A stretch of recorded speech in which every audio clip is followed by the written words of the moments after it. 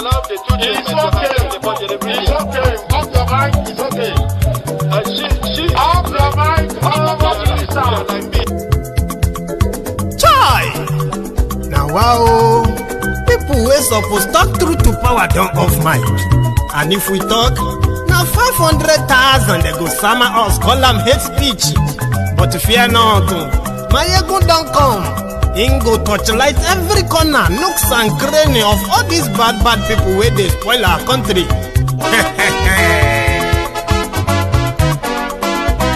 So my people make we laugh, oh, yo. My ego don't come, oh, yo. My people make we shout, oh, yo. My ego don't come, oh, yo. My ego don't come, man of the masses, oh, yo. My ego don't come, oh, yo. My ego diary politico, oh, yo. My ego don't come, oh, yo. This one not the off in mind, oh, yo. My ego don't come, oh, yo. And in the touchlight every corner, oh, yo. My ego don't come, oh, yo.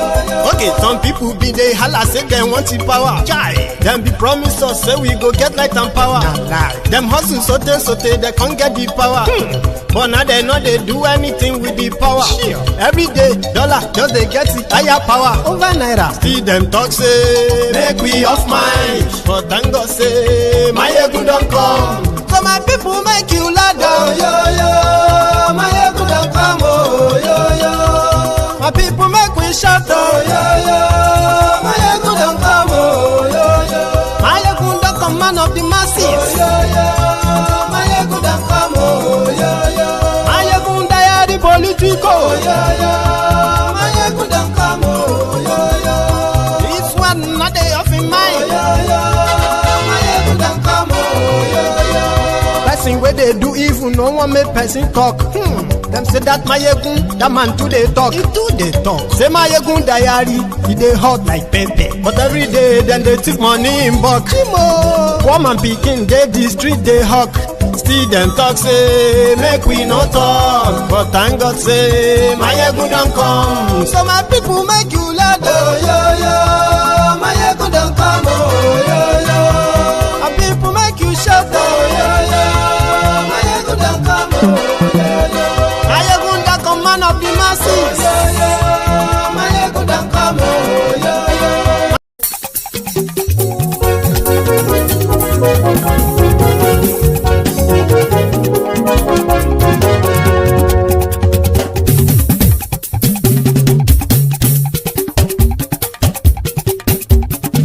My ego la wa mo la mo do. My ego diary,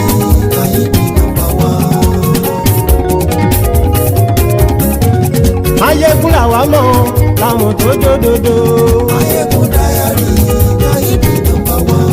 Ayégun ti dé o ọ̀rẹ́ ará ìlú. Ayégun diary náà ibi nọ́mbà wán. Lórí Facebook lórí YouTube. Ayégun diary náà ibi nọ́mbà wán. Gbogbo bó ṣe ń lọ ni Máyégún já wa sí. Ayégun diary náà ibi nọ́mbà wán.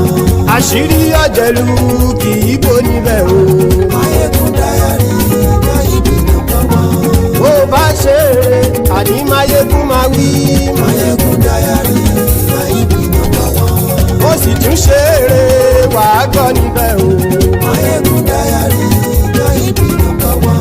Máyégún diary politico. Máyégún diary náà ibi nọ́mbà wán. Godfatherism kò sí lọ́rọ̀ Máyégún. Máyégún diary náà ibi nọ́mbà wán. Ẹ farabalẹ̀ sẹ́ o kẹgọ́rọ̀ lẹ́nu o. Máyégún diary náà ibi nọ́mbà wán. Àní Máyégún làwa mọ̀ tó dòdòdò. Máyégún diary náà ibi nọ́mbà wán.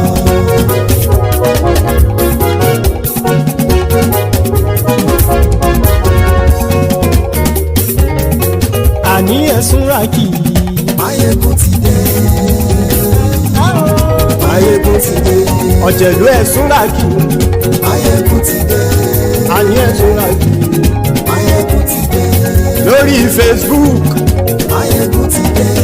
Àní ẹ̀sùn rákì. Máyégún ti dé. Lórí YouTube. Máyégún ti dé. Àní ẹ̀sùn rákì.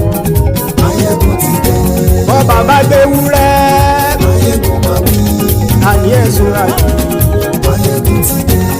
Ijó ìgbádìyẹ. Àníyẹ Sùràjù. Bí pẹ̀sìdó bá rúfin o. Àníyẹ Sùràjù. Hello there, brethren. Good morning to you, good afternoon to you, and a good evening to you from wherever you are joining us. It is Mayegun live.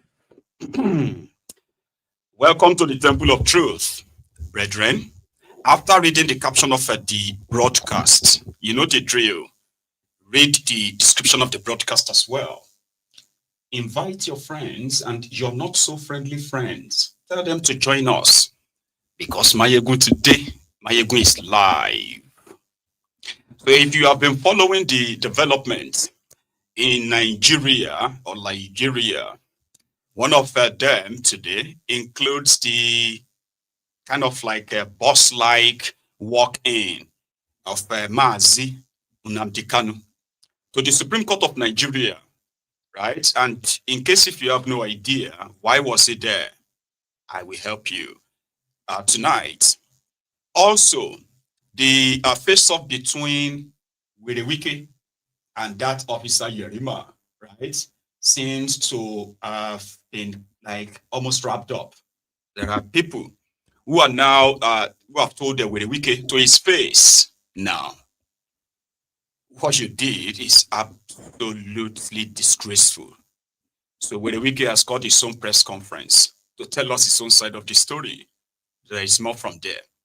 So also is the Peter Obi's statement or his speech at the Auditors Guild, Nigeria Editors Guild in Ibadan yesterday, referencing the now disgraced country.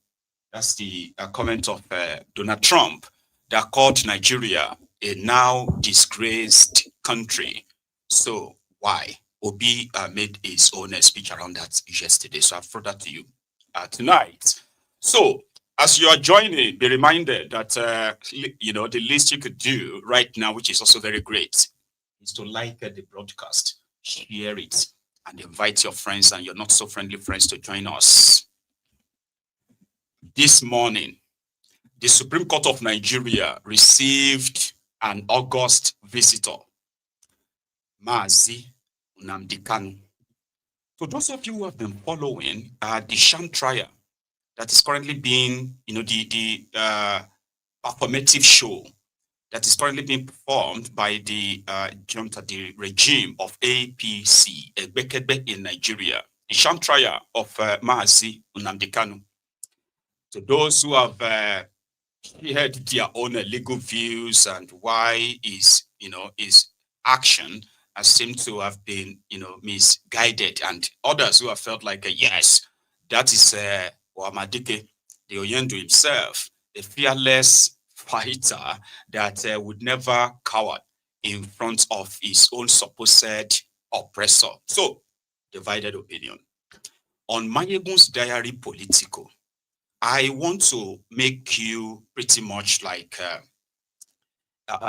in a better place to understand what is really going on, so that you are not totally lost in the wishy-washy, propagandized information around this particular subject. So that's why on Mayegun's diary political, it is not about just what Nnamdi Kanu want to prove to anyone. So I will remind you, every one of you, right, that the way I have observed the whole thing, especially the action of Mazi Nnamdi Kanu and his legal advisors, is that he has nothing to prove legally in Nigerian courts anymore. And there is no surprise they can pull anymore, okay, concerning this. Because everything, the foundation of the whole thing is completely bogus and then faulty. In law, as they say, you cannot build something on nothing. So if you are charging somebody for a crime And that particular crime got to the appeal court where this individual is discharged and acquitted. It was supposed to walk out of that courtroom. That one is not bail thing. Oh. Once a court says you are discharged and acquitted, you will walk out of that courtroom. And if they feel like, no, they disagree with that judgment, they will go on appeal. It is whenever they go on appeal and or maybe Supreme Court says, no, he has a case to answer, that is when you can now start the trial again. But he's already won. But they decided not to obey that judgment. Okay? For those of you who have been following it. The latest sort of like action of Mazi Nnamdi Kanu is to further expose, not just to those of you, the naysayers. Some of you are his die-hard haters that you can't really define why you hate him, but obviously you hate him, right? Is that even in the face of this, your lawless judiciary, so to say, compromised judiciary, a lawless government that will never obey their own court judgments, I would help you, those of you who have not seen it or not seeing it because it's not affecting you, I'll help you expose this, the rot in your judiciary and how much of compromise, right, they have. However, at the same time, if they decided to agree with him to redeem themselves, like something like, retribution, so to say, okay, you know what, you are right, obviously you are, because he is. You are hereby discharged and acquitted because it's going to get to answer. So now, let me now bring you closer to why Nnamdi Kanu is at the Supreme Court today. On the 20th of November, which is probably like a week from now, Omotosho, who has shown enough biases and all that, the same guy who said that all the part of the evidence that the DSS presented as why Nnamdi Kanu is being charged with terrorism, that some of this being charged for terrorism. Oh, hang on, I just got something in there, right? Anyway, so let me retake that. Sorry about that. So what happened is that Mazi Nnamdi Kanu, right, says that if, like, you can't build something on nothing to start with, okay? However, the supposed Supreme Court at the time, who actually looked into his case when he was being charged with treason, because that was the foundation. So when he won at the appeal court and whatever law they used at the time, and he still pretty much defeated them based on my illegal rendition. Here you get, like, I've got no case in any of your court, and the court agreed. Then they took it to the Supreme Court.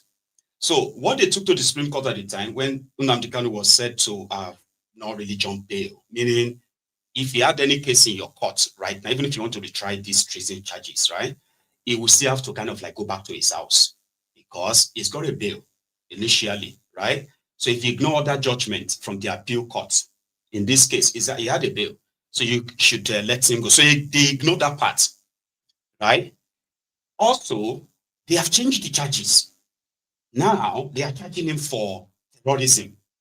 This is where they got it wrong now, okay? So they dodged treason because that couldn't go any further.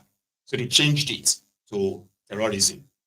Now, terrorism means you still have to find a law that says, oh, this crime you have committed, okay, is considered as an act of terrorism under a certain law in Nigeria. And here is the judgment for that. If you are found guilty of this particular crime under this law, you will go to 10 years in prison, or you will go to life imprisonment, or you are going to get death sentence. That is just the process. So when they left Supreme Court, they didn't release him. So they picked the part where Supreme Court says, if you believe he has a case to answer, then he has a case to answer on this. However, he should still maintain his bail. So they ignored that part. At the same time, they also ignored the charges totally. They now brought another one, terrorism, under a law that has been repealed. I'm talking about a law that no longer exists. How could they make such mistake? How could they be so careless in whatever they are cooking or putting together that the most crucial part of their supposed case, the foundation of their case, is built on non-existing law, repealed law, right? Then Nnamdi Kanu was telling Omotosho, hey, Omotosho, part of the evidence they gave to you, right, that my statement, you have ruled that it's not admissible. That's the part I almost forgot that time, right? That Nnamdi Kanu was said to have made a statement when he was with the DSS, when they kind of like kidnapped him in 2015. So, and then when they kidnapped him again from Kenya in 2021. So they said, this statement they said Nnamdi Kanu signed, from all the evidence of him being locked in solitary confinement, being denied the medication, food, water, all those things, right? That he couldn't use that evidence, like it's probably not admissible. So which ordinarily should have shown that, there is, this whole case is pure trash. No, Omotosho didn't do that. He went on to say Nnamdi Kanu should go and put up a defense. Now, Nnamdi Kanu was like, we've told you about the illegal rendition. That automatically means you can't even try me. You, Omotosho, you don't have jurisdiction to try me. Okay, fine. If you have to try me, could you please let me see my case file? That was when he took over his case. Let me see my case file. So when they gave him his case file, it was like, number one, jurisdiction. You are challenged by jurisdiction, but you ruled yourself and say, no, you have jurisdiction. But by law, you don't. However, hey, Mr. Judge, did you know that they are charging me under a law that has been repealed? And he kept telling him in court and said, I can't put up a defense. If I put up any defense right now, call witnesses and all of that based on the allegations, right? I have already validated that, that their mistake. It won't matter anymore. So I'm not going to put up a defense because their case, my supposed defense, they are all going to be on a faulty law. So you're going to convict me on a law that doesn't exist? Or you're going to discharge me based on the law that doesn't exist? Something like that. But Omotosho was like, no, he's got to put up his defense. And I was like, no, I'm not going to kind of like validate this case. Number one, you are going to do what you are going to do anyway. You are going to probably, those who are controlling you are going to make you probably give a judgment anyway. Even when you know that there is no foundation for what you are doing. How could the government that promised their own supporters that Nnamdi Kanu has a case to answer, the ones that are continue to make their supporters feel like they've got something against him, how could such government make a mistake of the foundation of the law, even when he's pointing that? So that what happened now is that they would have to withdraw the entire case. Do you understand? Even though they want to, I'm just saying, the right thing to do is to what? Withdraw the entire case against Nnamdi Kanu. And the court will be like a no case. They will discharge him and acquit him. The Nigeria will then have to go and sit down, gather evidence against Nnamdi Kanu, put all of their charges properly, and then charge him. That's the right thing to do. But they don't want to do that. So that is why Nnamdi Kanu is at their Supreme Court today. To ask the Supreme Court, Mr. Supreme Court justices, in the court, in your judgment of so day, you ruled this, and that. Did you know that these guys are charging me with something different right now? They are no longer charging me for treason that you ruled on. And they are also charging me based on a law that has been repealed, and the court won't listen to me. He has picked a date to give a judgment on what? So if you ask Omotosho and say, Omotosho, if Nnamdi Kanu is guilty, what is going to be his punishment? Nobody can tell you right now. Maybe some of you will be like, it's going to get 10 years. If we ask you right now that what section of Nigerian law is Nnamdi Kanu being charged right now that he will get 10 years in jail? Or what? Like it's going to get life in jail. Like some of you will probably project. You can't say because it doesn't exist. So that's why he's asking the Supreme Court now to say, hey, at least you are supposed to be the highest court in the land. If these guys are not, I need you to put a stop to this madness. This is actually not supposed to be hard. Put an end to this madness and let these guys go back and sort themselves if they want to really charge me for anything. That's why he was in the Supreme Court today. And because he is currently handling his own case himself with the legal advice from his lawyer, so he's representing himself. So he had to kind of present or submit that sort of like a file to the Supreme Court, sort of like admin or their reception that would take in all these documents. And that was captured. So when he arrived at the Supreme Court of Nigeria today, it sort of like turned into a carnival kind of like atmosphere when Nnamdi Kanu arrived. Staff of the court or others who are like customers of the court, everybody ran outside to come and take a glimpse at that Nnamdi Kanu. Yeah, that's Nnamdi Kanu. It's here Nnamdi Kanu. And that was captured on camera. So I'll show you. This was this morning, by the way.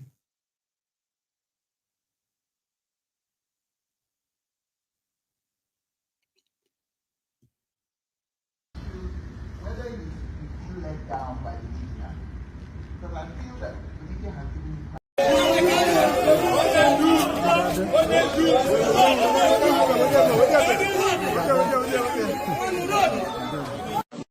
that can serve an equity. Okay, it has been submitted. So when in her office, so this is the thing. Hanging, they give a directive that Count 7 doesn't exist anymore. So that the prosecution should amend it, change it, it doesn't exist. They refuse. I still play to that 740 law. Yes, it was an error. It's not an error, big error. So I want them to correct that. That was one of the motions we asked. That appeal should be set aside. That's correct. And it has not been heard. Yes. Some of the errors and mistakes in that judgment. The judgment. And the reason why you should give you a closer date. Absolutely. A closer date to hear the motion. The things that you listed, the fundamental error. It's shown on the main judgment. Page 22, page 25, page 26, page 27. The main thing would have been has now repealed laws and not found any prosecution. They still remitted back repealed laws to the High Court. For the Federal High Court to correct it. It's true. To correct it. But they have not corrected it. So I have to come back here. For them to correct it? Yes, they didn't correct it because it's an error on the face of the record. And there are some directives were hanging. And it was not compliant. Yes, especially with Count 7. And that was the reason why it should. Absolutely. Why it should. I need to know because how could we have a judgment to say that my Count 7 does not. This is for this season. Thank you very much.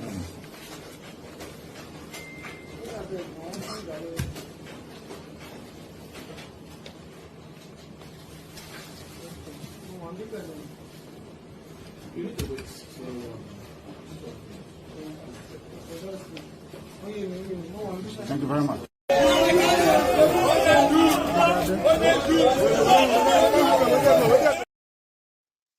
So that was the brief one. So it was just there to file his, his appeal.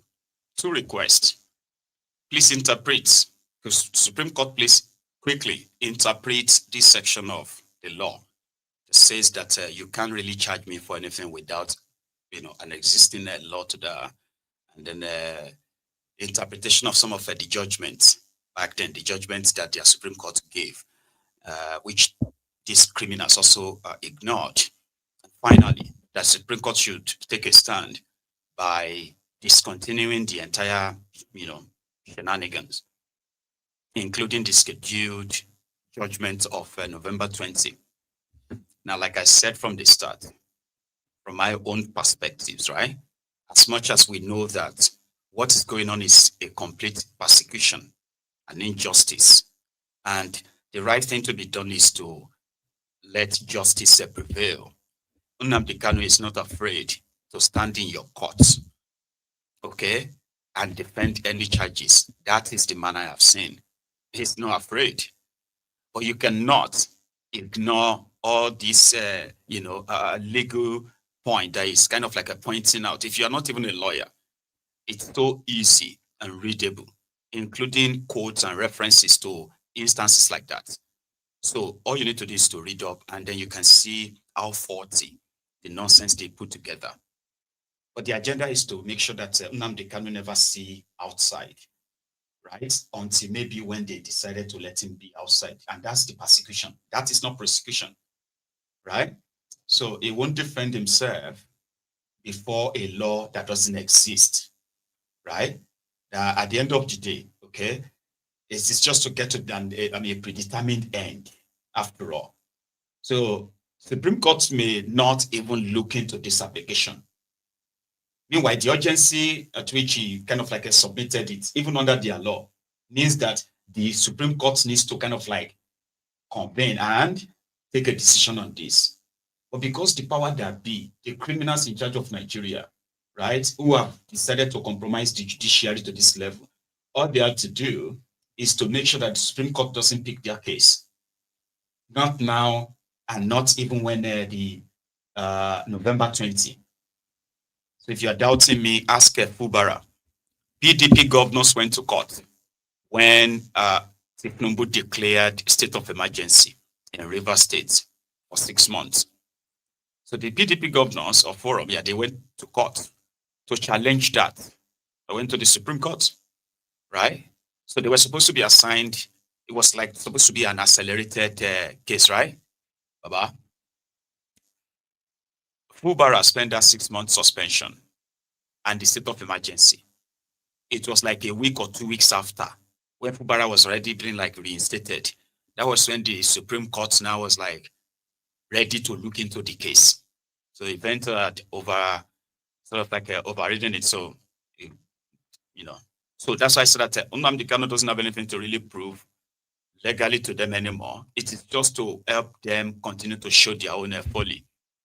So that those of you who believes in, still have a tiny belief in any of their system, then you can understand that a country where the rule of law and then the judiciary is compromised, rule of law doesn't exist, that is not a country.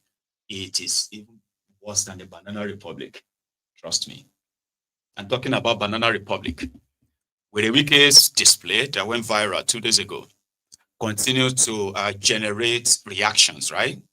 So the first set of the reactions came from everybody, like on social media and other places, right? However, behind the scene, the real story has started coming up, okay? So from what I have gathered, this issue of land is more like complicated than what they want to let out. Maybe not that complicated because it's a bit straightforward, but complicated in the sense that it is a man knows man who knows who in this sense. Something that Werey Wike believes that no matter who knows what, who knows who, okay, it will still pretty much come out on board. A miscalculation. So this land in question, right, is owned by a retired rear admiral, being a vice admiral, or a view, who still maintain a very cordial relationship with the current VDM, vice admiral or something. So when Werey Wike's land agents discovered this part of Abuja and they were interested in it, so they decided, right, to start like revoking the CFOs of people and all of that, and that includes this man's land. And there were already like projects being done on the land. So Werey Wike told them to stop projects, like as usual, government will come and say, you've got no approval and you should stop work. By law, they were supposed to stop work because they didn't get any approval for you. And them not getting approval, it's not because they didn't apply for this approval, it is because Werey Wike won't give any approval. Those who got approvals before this person, they were all going to lose their properties. So what's the point? So you've been denied the approval, so you won't get it. But they knew why, because it's because Werey Wike and his agent are interested in the land. So man knows man, who knows who. So that one put his own lever in their government. And that was how the current chief of naval staff got involved. That was how those soldiers, those naval officers, that was how they ended up on that property. Because prior, Werey Wike and his agents have been trying, okay, to break into the compound. They've brought out their bulldozers and all that until when the soldiers came. So they couldn't walk. So they said that on that fateful day, Werey Wike was called to say, hey, we found soldiers here. They won't let us demolish anything. They said if we start the machine, they will shoot us. So they said Werey Wike, because he knew the person who was the owner of the land, right? The guy who was like building something there, okay? So Werey Wike called the chief of, called Minister of Defense, Badru. Then also called the Chief of Defense Staff. Both of them told Werey Wike to hang on and let them handle it. They will come back to him. But Werey Wike won't take any of that, as usual. So he called his convoy, his security, and the rest of them jumped straight into the convoy and they drove down. And what happened that day happened. So when that happened, these guys who initially were aware and they told him to hang on, they became a little bit disappointed, possibly like enraged. Because when Werey Wike got to the scene, he still put a call through to the CDS, who he spoke to less than 15 minutes ago, right? Who told him, yeah, don't worry, we'll do something about that. Okay, so don't worry, minister. So going ahead to go and like try to assault this officer, they didn't take that lightly. And that was what the CDS simply told him that, oh, you are the same. So when the CDS asked Werey Wike to give the phone to this police officer, this officer, so and he explained himself. So when the phone was given back to Werey Wike, the same thing he was told about 20 minutes ago, when he was somewhere, maybe his office, was the same thing the CDS repeated on the phone. Mr. Minister, I told you that we'll handle this. You know what I mean? So I need to speak to the person who, you know. So Wike wasn't happy about that. Okay? So behind the scene, the likes of Buratai the butcher, the former COS or something, right? That killer, reacted and said that Werey Wike's action requires him to, to place an open apology and apologize for him to like humiliate a commissioned, military officer like that. Mattawale as well were like behind the scene. They were all kind of like complaining, like murmuring. I don't know, maybe it's that complaints or somehow that happened that forced Werey Wike to call, as usual, to call his own press conference. So then he started telling us how he respects institutions, he respects military, he respects this and that, but he couldn't just sit back and watch when government officials were being harassed by soldiers, threatened. And he's actually like a habitual liar. People who lie for no reason, lying without provocation, right? So Werey Wike. What was the problem? How can I sit as a minister? Government officials have been attacked. Government officials have been beaten up. Government officials to the level of directorship. Then I'm sitting in my office doing what? How will such officials carry out their functions again when they know their principal or their boss cannot protect them? Not as private individuals, as government officials. So many people have had problems. Chief Olusegun Obasanjo, former general, former head of state, former president, he will call me on phone. Minister, look, there is problem of land here. I say, please carry. I will solve the problem. That is former head of state, former elected president. We have the courtesy of calling the minister. Look, I have this problem. I have this problem. See how you can look into it. General Tiwadan Juma will call you. Look, there is this. These are people who they all retired generals. These are people with constant discipline. They didn't bother because they were former chief of minister. They were former president. They never send soldiers. They never send anybody to go and attack anybody. They just call you. And respect the gas. Respect. Have to respect. And I'll tell them, sir, don't worry. I will sort out the problem. And I will do. I won't even talk about other people who are highly placed. They will come to you. Mr. Minister, maybe we didn't know of this. If we knew, we would have done it like this. When a serving Major General attacked the development control, I wrote a letter. The present Chief of Defense Staff was Chief of Army Staff then. I wrote a letter, sir. Because that is a serving military officer. That if anything goes wrong, he's still under the authority, under the control of the military. When I came on board, before them, President Jonathan had awarded a contract to develop another city, which was close to the military, but awarded a contract, not me. A Federal Council presided over by the CNC. Awarded. The contractor went there, he was just away. I wrote a letter. We met. The late Chief of Army Staff, Alabangi, was there. The former Chief of Defense Staff was there. These same ministers of defense, they were all there. We all met. I said, look, it is not good, this government and government. I mean, it's not, let's see how we can resolve this matter.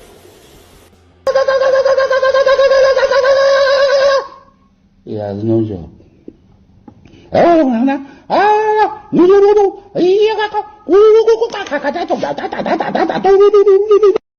He has. Werey Wike they explain. It's not that in his usual boisterous, garrulous, drunk talk. You get. It's like he's explaining to us something they cook behind. Werey Wike be like somebody they don't really like, or at the same time somebody they just couldn't do without for now. He has given them a lot. He has helped them to destroy his own party. He's pretty much homeless now. If anything should happen, Werey, Bass, and Wike get sacked. Hey, I think that's going to even be worse than Wike getting kidnapped by maybe Fulani terrorist. I mean, if they say, oh, Werey Wike has been kidnapped by Fulani terrorist, I mean, God forgive me, oh, there are so many of you here that will actually probably just like laugh and dance. And then you ask for forgiveness after, right?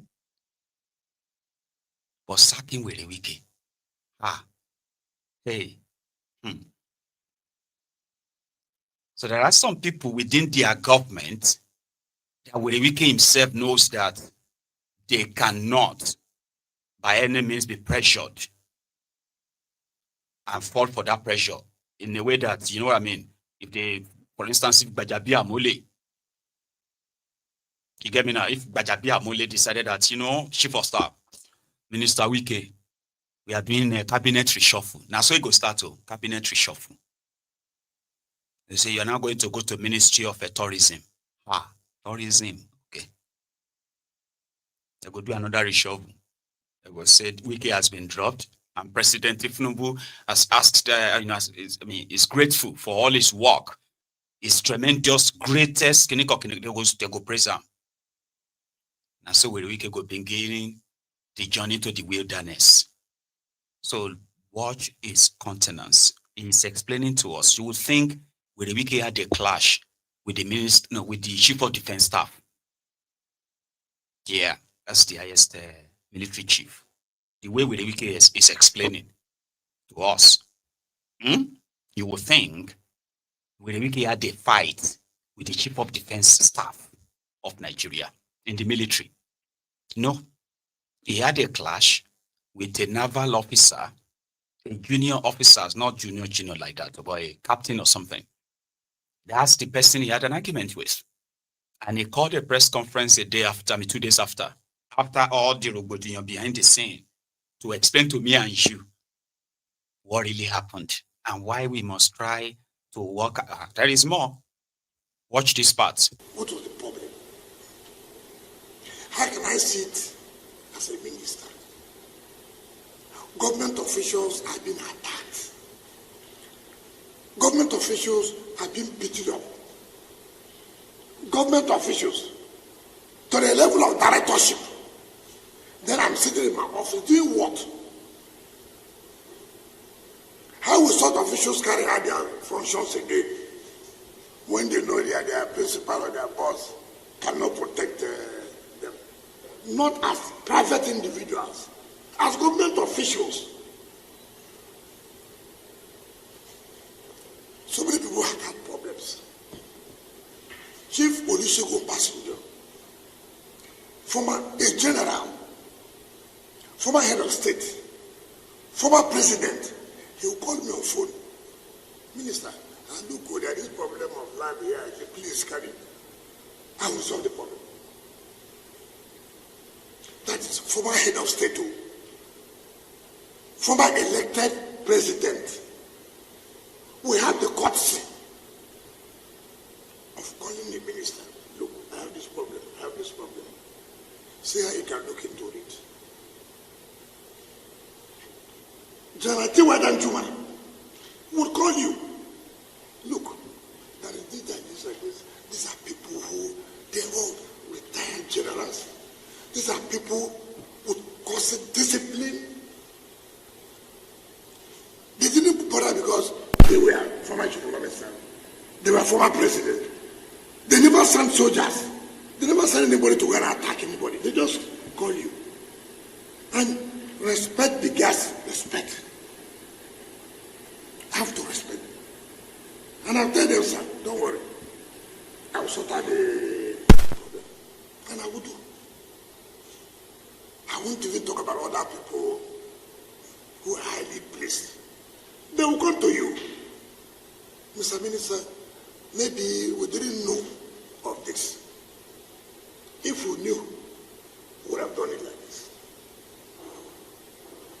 When a serving Major General attacked the development control, I wrote a letter. The President Chief of Defense Staff was Chief of Army Staff then. I wrote a letter, sir. See. Because that is a serving military officer. That if anything goes wrong, he's still under the authority, under the control of the military. When I came on board, before then, President Jonathan had awarded a contract to develop another city, which was close to the military, but awarded a contract, not to me. A Federal Council presided over by the CNC awarded. The contractor went there, he was just away. I wrote a letter. We met. The late Chief of Army Staff, Alabangi, was there. The former Chief of Defense Staff was there. These same ministers of defense, they were all there. We all met. I said, look, it is not good, this government and government. I mean, it's not, let's see how we can resolve this matter. I never one day, I respect the institutions. And I know what it takes. Even as a governor, nobody, no governor will say that they supported the military more than me. So I know. But how do you see a private individual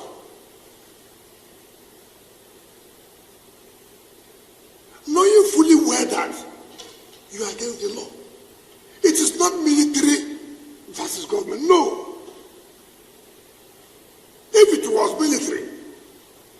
have written to them that, look, military, why are you doing this? This is a private individual. Land was not allocated to him.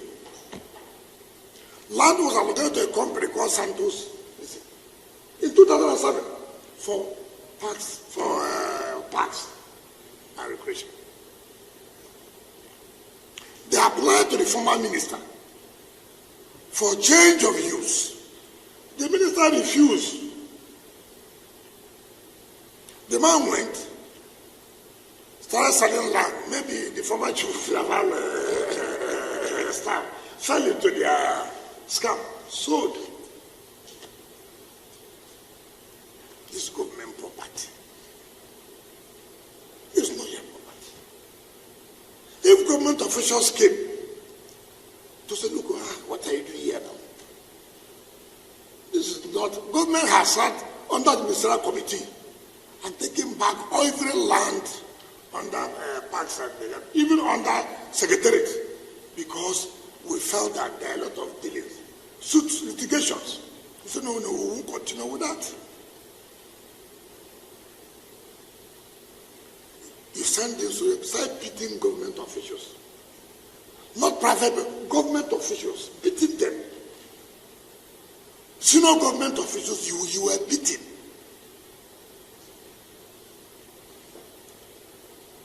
You couldn't even say, okay, let me get to the minister. See how he can help us, No, not to like that.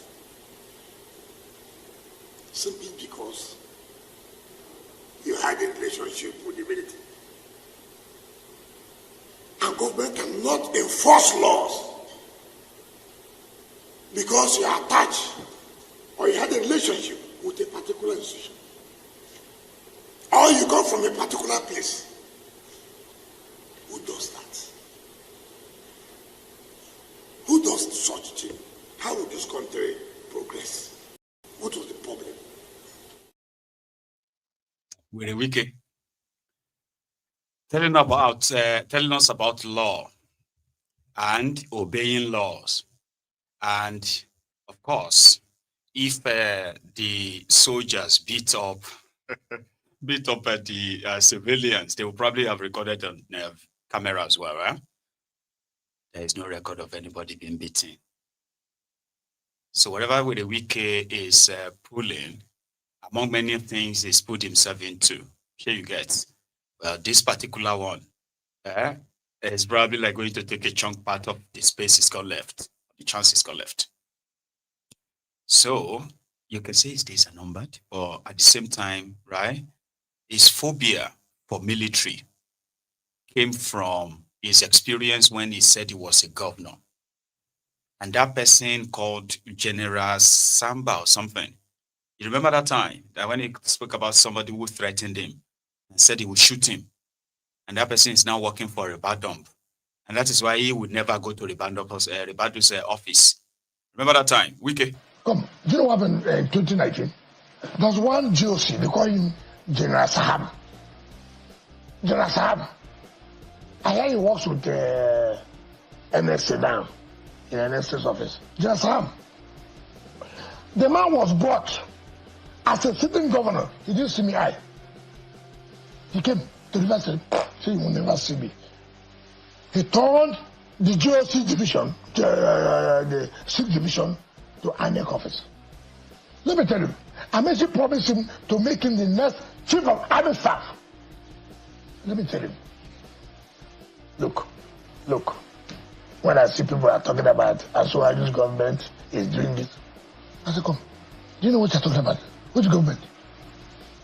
I saw a government, federal level, moving to a state like what is happening now in Gaza. I said, I saw the General Saham ordered that I should be shot. General Saham. That's why when I heard that is in the NS's office, I refused to go there again. And yet this is the same APC you are supporting. It's not the APC. Please, I'm supporting Bola Ahmed Tinubu.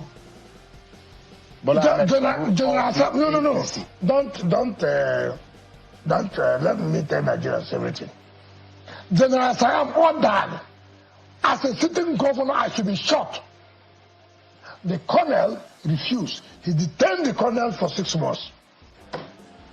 So when I see people talking about, look, the government's after you, I say, government, do you know, in 2015, I've never seen that man, military in their uniform, army in their uniform, we are coming to the tribunal to give evidence. Every policeman that came to give evidence in our favor were all removed. We are all sacked and dismissed. All. I say all. What is anybody talking about?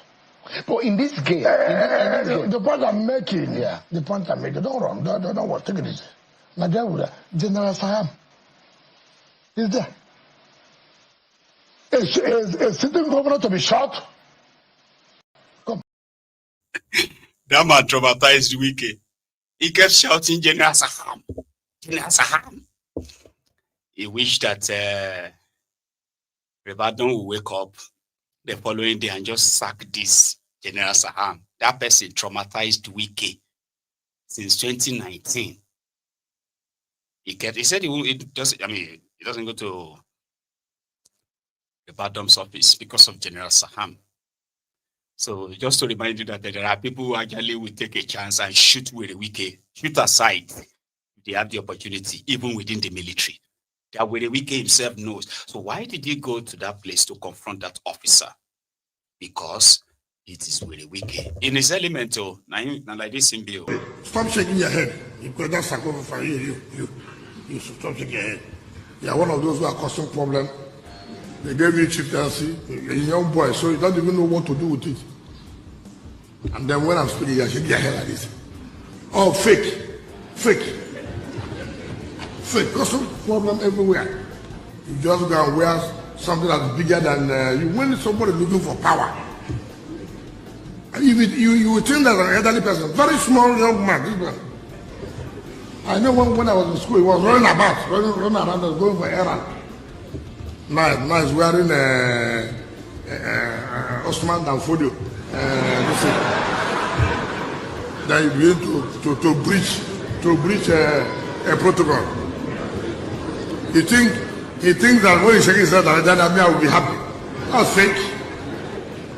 fake. Will you stop that? Will you stop that? I'm an officer, I have integrity. Shut up, your mouth, put I will not shut up. Will you get out? Sir, I won't shut up. Sir, I was in school, you're not in school. Sir, you can't shut Will me you up. keep quiet? Get me a big food. I'm not You are a big fool. I'm not a fool, You sir. can shoot anybody like that. Sir, I'm not You are a a big fool. fool. I am not a fool, sir. As at the time I Don't call me a graduated, fool. you are primary school. I'm acting on orders. Take for You which can't order? call me a fool. I guess you will see whether you love me here. Sir, you can't call me a fool. Go and develop your I'm mind. an officer. I'm not a fool, sir. Okay, I'm so corrupt. You will have killed everybody here. No, we won't kill anybody. We won't kill anybody. We are acting on orders. Before I go on, let me postulate from the Franz Fanonian dictum,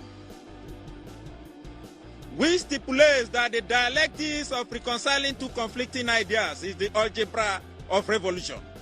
The overbearing intervention of the state government had further exacerbated oporumpium and amounting to sadomasochisms.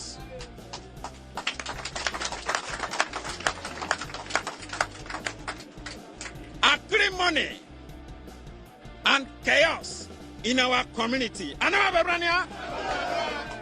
It was a contumelious stratagem by political jobbers to siphon monies. We suffer what we call political axivia neonantorum. Conclusively, we are a microcosm of the issues in the Niger Delta in the macrocosm. Today, we as a people are stating, voxe populi, voxe Dei. Anyway, at the end of the day, while Werey Wike was entertaining the journalists, the media, there's already a directive for him to withdraw all his machinery from the scene. So which means somehow, Werey Wike may be putting up a face behind the scene. It is a different ball game. So for the first time in Werey Wike's madness and land grabbing escapade in Abuja, he got a pushback from those that probably like hold more power than him.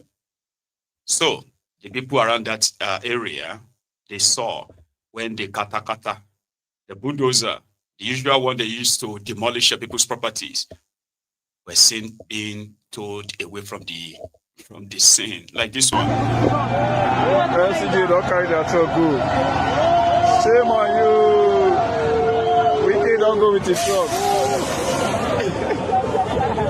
Soldier win this fight too.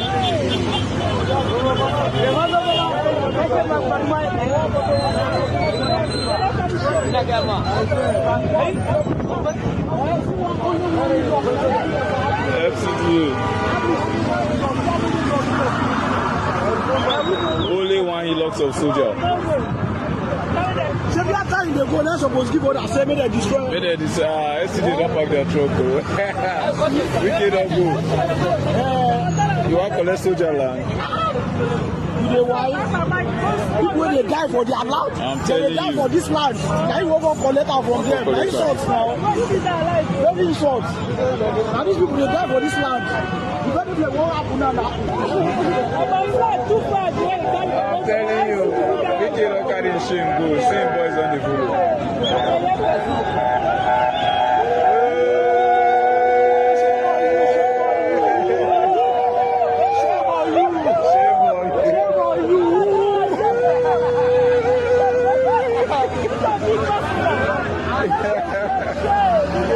Power pass power. Power pass power.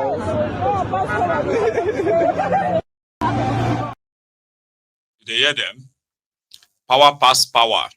It's a Nigerian thing. Something that the law could have easily resolved. They knew that Werey Wike is just stealing people's lands. Most of the elites that are keeping quiet right now is because most of them are not directly affected. And that is why. So the military guys who decided to put their own power and say, yeah, no, you're not going to do that. Not here. Right? By law, there shouldn't have been any sort of confrontation, right? In this instance that we involved Werey Wike. He is not an enforcer. He's a minister. Okay? He's just there to put in place, whatever Tifnumbu's policies are for Abuja. That's his own. Abuja has no state assembly. It's the National Assembly that legislates for Abuja. So which simply means that things that has to do with law and implementation of that, right, is his own duty. For enforcement, there is another segment, a section of government that does that. Not you, the Agbero, drunkard, minister. That's not how it's done. So by law, if this person had initially, right, violated any form of land code or whatever, all you have to do is to write them, and then the court will take the charge. If the court ruled that they were wrong, the police and the court bailiff, they will effect that judgment. You, minister, nothing. But because it's Nigeria, right? It's a place where there's no law. Per se, these guys are above the law. So he kept saying, people come, they came to him, people come to him, and we will resolve their issue illegally. You get that now? So those who have no direct number, and those they've blocked out, they don't want to see, and they will take their land deliberately, right? They will ignore any form of contact. They could have come to my office. You should have come to me and let us talk about it. That's bullshit. Why should they come to you? For what? You have a ministry. You have all this department. Their job is to look into all of this. If they are doing their job constitutionally, they don't need to see the minister. Why should they be calling you? For what? Why are you interested in lands and you're not that interested in building schools, renovating schools? Sure, you get now modernizing hospitals and all those things that you can say, he's so passionate. Why is everything land? Because it is land grabbing, pure and simple. It's not like this, we need to build this here, we need to build that here. No, he's not building anything. Just grab the land, reallocate the land, right? Give the CFO on them for another 100 years. But this guy is using 100 years CFO for people, his own children, with tens of thousands of hectares of land allocated to them in that Abuja now. I bet some of the children probably have no clue where those lands are at the end of the day. Right? So, Werey Wike and the soldiers. Now, let's check on the soldiers. Because, you know, since Donald Trump's statement, right? The Nigerian army, they have been trying to prove to us that they are still capable. They can deal with the terrorists. But more and more people are being killed every day too.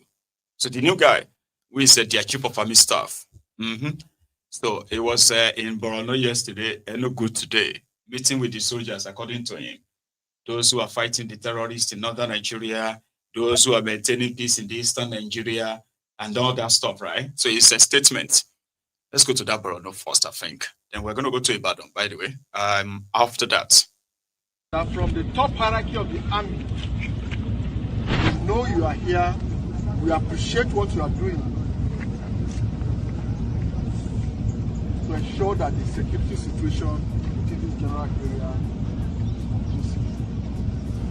Be rest assured that we are going to give you all what you require. Your welfare is top priority. And take pride in what you are doing. The soldiering skills you are doing. Take pride in that. Your mere presence in this place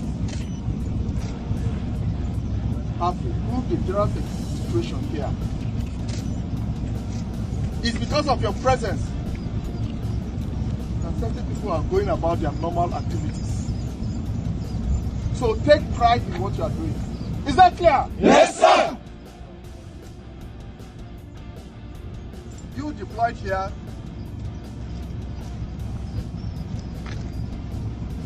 Look at your general areas where you are. Not everybody can do this job.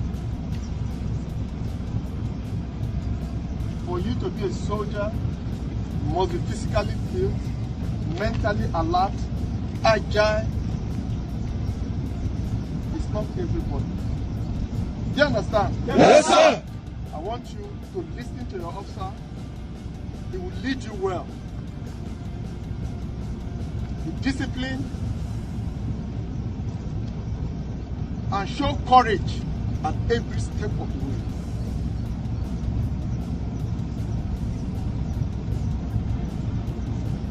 You are growing up in the job.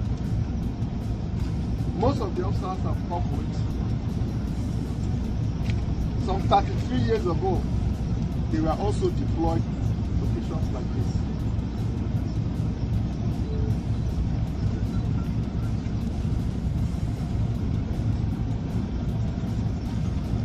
The CSM behind there, my visit is coinciding with the RSM convention that is taking place in Enugu.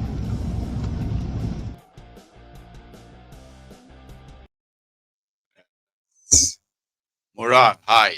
Morale high. That's motivational talk for them. Right? And it was in Enugu too. I'm trying to kind of like use it and faster tonight and see if we can take calls, right? So, Enugu, when he met with the soldiers in Enugu, this is what he told them. Good afternoon. How are you? How's the morale? How is the morale? How are you? I'm Lieutenant General Shaibu, the Chief of Army Staff. And I'm first and foremost to convey our appreciation to the good job you are doing within the Southeast region. I have been briefed by the General Officer Commanding, and he has told me how disciplined you are and how committed you are to the mission. I want to encourage you to remain steadfast, disciplined, and resolute as we carry out the task before you. The job before you, the job of soldiering, is a noble one, and you must continue to uphold our values, the Army core values. Obey the officers that stand before you in all legal orders they gave you, and come to do due diligence as you carry out your mission. I want to congratulate you so far and the division in particular for the successful conduct of the Anambra State elections. It would not have been possible without the professionalism you exhibited. Are you promising me you will uphold that? Yes, sir. Are you promising me that? Yes, sir. Good.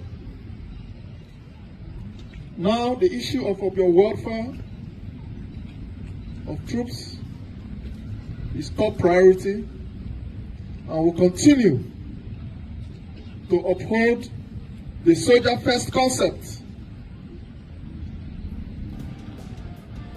which will go a long way in ensuring you having the welfare of your troops, the welfare of every officer and every soldier will be taken properly.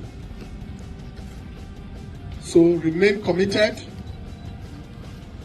resolute in the conduct of your missions and all assigned tasks. Is that clear? Yes, sir. Is that clear? Yes, sir. We're running short. We will work with you to build a Nigeria that is not corrupt. I bring you a message of hope.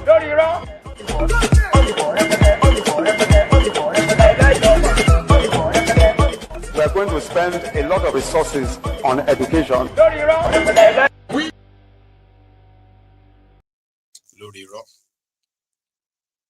We wish them well, by the way. I wish them well. Because if they are allowed to do their job, it is to the betterment of everyone, I believe. So what everybody wants is for them to do their job, get rid of the terrorists who have, shrunk the Nigeria's economy like beyond any describable kind of like, imagination. So we wish them well, or wish him well, and others. The people of Eastern Nigeria, especially Imo State, where the Nigerian government have militarized for years now, right? Under the guise of looking for the IPOB, in which they have further aggravated the entire security structure of the Eastern Nigeria. Politicians continue to arm so many of these drug-addicted young people. But because the agenda is to actually target young Igbos by these supposed government officials whose job is to provide security. Well, extortion of young people in Nigeria is very much not new, especially for those who remember what led to the EndSARS protest in 2020. Police harassment, extortion. There's worse and worse of such experiences that's still very much prevalent in the eastern part of Nigeria today. A crime being committed, a crime being committed by the supposed security agents, where innocent young people have become the victims of this crime. Here is, an AOP from Imo State, hearing or probably hearing or raising awareness on this pandemic. I think you should know. Watch this. Adama, Omunnem Ndimo. We keep saying something about police extortion in Imo State, and it is unfortunate that some police officers or alleged police officers are still roaming the streets of Werey, cornering young men, bringing them down from the bus where they are, and putting them in their own bus and taking them somewhere to extort them. This is another case of police extortion in Imo. My brother, you are welcome. Yes, sir. What is your name? My name is Akim Lukman Okoyemi. Where are you from? I'm from Ogun State. Something happened. Yes, sir. Tell us. Okay, I'm a carpenter. I'm doing carpentry, so I have a work in Werey. So, and I'm living in Imo State because my wife is here. So yesterday I came home yesterday. Say make I come see, make I just come home and go back to my work. So as I come, so motor dropped me for Asaba from Werey. So I can't enter another motor from Asaba to Onisha. From Onisha coming down to Owerri. So I tell the motor you should stop me for Erano. As I stop for Erano, there's a road that we can follow to fly over, so that I can enter motor with the go to Apakuma. That's my destination. So as I can't enter that motor from that Erano, so I just see Imo bus we park in front of our motor, coming down with gun. 3 policemen wearing police uniform with face mask. So the driver is there, that's 4. So they now said I should come down. I can't tell them say for what. They say they want to search me. I can't come down, give them my bag. They say no. Say I'm a Yahoo boy. They see he go for it. I tell them say I'm a carpenter. I don't know anything. I know they drink, I know they smoke. Okay, they started harassing me, beating me, say make I enter their motor. As they carry like this, I can't see one boy where they carry, where they put anchor for in hand. So I no gree enter. So they use gun to eat me by my side. They force me enter the motor. As they can't force me enter the motor, my mind they talk say whether if they reach where they talk say they see something, they will drop, they will check and they will use that thing to accuse me. They did not stop, they just carry me, they go control. So there's a track road beside that control side where we say they follow. So as they are going, they can't see one POS. They collect my wallet, check my wallet. They see one ATM for there. For inside my wallet, as they see one ATM inside my wallet, they say, "Na me get them." I tell them, "Say yes, na me get the ATM." So they quarter say, "They don't know say na my own." Say I go to the ATM, they won't check the ATM whether na my own. So they can't call one POS, make him come beside their motor. That POS come, they wind up the glass, they don't wind it down very well. They say make him bring in POS. They can't give her my card. Say make him check my account balance. I can't tell them say why would you check my account balance for what? If you want to know say na my own, let me withdraw 1,000 inside. Then you will believe saying on my own. They can't lock, they won't wind up. They say they made the PS, they go. They started beating me. They put handcuff in my hand. So when they reach one road, we say there's nobody. They drop the guy where they carry for back. They give him his own ATM back. They don't beat the guy tired. The guy no fit walk again. As they drop the guy like this, they pin me for one side. So they start driving, they go. As they can't enter one road for along that everyday supermarket, there's one checking point there. As they enter there, they can't look front like this. They see police in their front in that checking point like this. They tell the driver make him reverse back. He reversed back. We follow was the driver wearing police uniform? Yes, he himself is wearing police uniform. Okay, they saw a police checkpoint. Yes, sir. And they told the driver to reverse. Reverse back. So they can't follow another road. So as they follow another road, they stay under police again. They tell them say make him reverse to make him follow another road. Where we say we go bus for Concord side. So as we bought for Concord side, now they with my mind they tell me say guy just tries to cooperate with them. You say the money where they won't collect, make you give it to them or this or that. So I can't they beg them say I beg. My account balance abi, oh yeah, I'm find POS so that he go check them. I don't know what I want to do with it. They can't call one POS, they can't check them. They see 395 inside my account. The OP, they say make I open my OP password. I open and they see 2 something there. Then I said make I transfer money with day for my OP to my UBA. I transfer it. They call POS. They withdraw almost 495,000 inside my account. After they withdraw the money like this, they can't see another app again. They say make I open this app. That's PalmPay. I say this phone is not for me. This phone is my wife's phone because my own spoiled. I take his own, go there, and I don't buy another phone. I won't go return a phone for her. I don't sabi the password of this phone. They now started beating me. When they see I no talk, they can't carry me. Say make I call that my wife, make it started sending money. And these people wear police uniform, using face mask with gun in their hand. I said, nah, phone be this. I can't call my wife. She no get any phone. They started beating me. When they see I no talk, they can't go drop me for Abba Road. Come back again. Started their operation. That's how it is that yesterday. So did you notice the kind of vehicle they were? Naimo was they carry.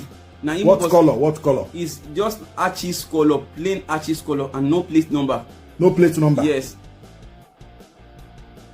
Do you have the receipts? I have all the receipts in my account. At which point, where did this police criminals? Now, right now, I bet you are possibly feeling like, what if they are not policemen? What if they are just criminals who are just extorting, kidnapping people and extorting them? What do you think, the way they operate, what do you think, or where do you think they got the idea of the operation from? Because the Nigerian police, SARS, and the rest of them, that is what they called raiding. Back in the days, when people are raided on the road, they don't drop them by the roadside, except if those ones know them very well to say, okay, you know what, let me give you something and let me go. They will take you to their police station. You will be dropped to the police officers at the counter, who will then register or book you. So for you to leave the station, you have to part with money, even if you have done nothing. If they found nothing on you. I have been a victim myself. And I think I've shared the story on this platform before. Right? So that is how they operate. I mean, they operate. The one chance operators, they operate differently. Those ones are going to pretend like passenger buses or taxis to take their victims. But the police, they raid. You can see up to 3-4 people in their vehicle. And also, they use POS very much. So what I mean is that with this kind of story, it simply means these criminals can be tracked and they can be found. Another part of the story is the victim himself, a Yoruba young man that is living in Imo State with his wife. Coming back from work, and he was stopped by the policemen that took him and extorted him, beat him up. He lives and worked in Imo State, a young man. And from his own experience, this time around, like, that's something about injustice. When you hear that phrase of, when you hear that phrase of injustice anywhere, is a threat to justice everywhere. And there's something about the level, the injustice as well. It doesn't discriminate. Everybody is going to be a victim. Everybody, whether you are rich or you are poor, whether you are young or you are old, it doesn't matter. Injustice in the system would affect everybody, everyone, no matter where you are. Even those of us who are like living abroad, they touch us. What's going on in that contraption? As it's touching the people we love, it's touching us, except if you are going to live in denial. That's the level of injustice. Economic injustice, security injustice, systemic injustice, ethnic injustice, religious injustice. Everybody will have their own share. If the religious injustice doesn't affect you, economic injustice would affect you, right? If it is the same thing with the systemic injustice, when people are profiled and targeted, right? At the end of the day, even there will be some outliers. So it's not going to be the people they are targeting alone. There will be others that will also fall victim of it. You have to frown at injustice. It doesn't matter if you have not become a direct victim of it. Wherever you see it, speak up, say something, because it could be your own turn. Let him finish his story. Where did they stop to make the POS? They first stop in Control. Before we reach Control roundabout, they can't follow one track road. That Control where they stop, they want to check my account balance. I no agree. That's why they leave that one. They can't follow that track road, bust out for every supermarket. That's where they see police, where they reverse back. Okay. On their way going to Concord, that's when a lot of POS is there. Okay. As we draw for this one, they go stop. We draw for another one, they go stop. We draw for another one. That's how we do everything. All of them were wearing face masks. All of them, and they wear police uniform. All of them. And they were carrying gun. Gun. Three of them carry gun. The driver, there's no gun with the driver, but he wear police uniform. What language were they speaking? Yeah, one is speaking Igbo and one is speaking English with me. Okay, are they dark or yellow, or can you describe their color? One is yellow and the rest are dark. Okay, can you tell us their height, as in fat, thin, or let's see if we can really identify these people. Those people that come outside, they know they're too fat, but they get body small. They would come up. Do they have this IPOB? This, no, they don't have. They just get body. They got body, as a person with they fat. Okay, that's how their body is. All right. Thank you very much. Because we keep saying this thing now. This is not 1, this is not 2, this is not 3, this is not 4. This our brother is not even the 5th or the 7th or even the 10th victim of police extortion in Imo State. And of course, we will package this to the CP of Imo State and to the Intelligence Department of Imo State Police Command. Probably our brother will also have to give them descriptions, because what we are doing is to save especially the youths. You see how they collected almost 495,000 naira from his account. A struggling young man. A young man that is struggling. They collected that amount, such amount of money from him. Please, everybody should be careful. Everybody should be careful. If it is important, if it is very, very necessary for you to raise the alarm and start shouting, when such people accost you, when they confront you, raise the alarm. Draw the pub, because when these things are happening, I know people we are working walking around, or maybe going through and seeing how everything was doing. People is there walking around, but the way they hand me and with their uniform, okay, they respect police with their uniform. Okay. So when they talk say, this boy is a Yahoo boy, this or that, people were shouting. The next thing that they would do, they would just cock gun and start harassing me. But because I have incidents in where I take work, this place like this, I fell down and this place broke. When say I just go do it, that's why I don't get power. That's how they have the power of putting me inside the car. When I reached out, I explained to my wife. My wife was telling me, say, she be in the tell me, say, Akwakuma, they always come there in the night, carrying small boys, go carry them, go one place like this, started collecting their money, redrawing it from POS. That's how they make money now. They always come with Imo boss every night for Akwakuma. Please, I also Akwakuma. My speed bat. Amakohia, Speedbat Avenue, that Rochas roundabout. I was here yesterday.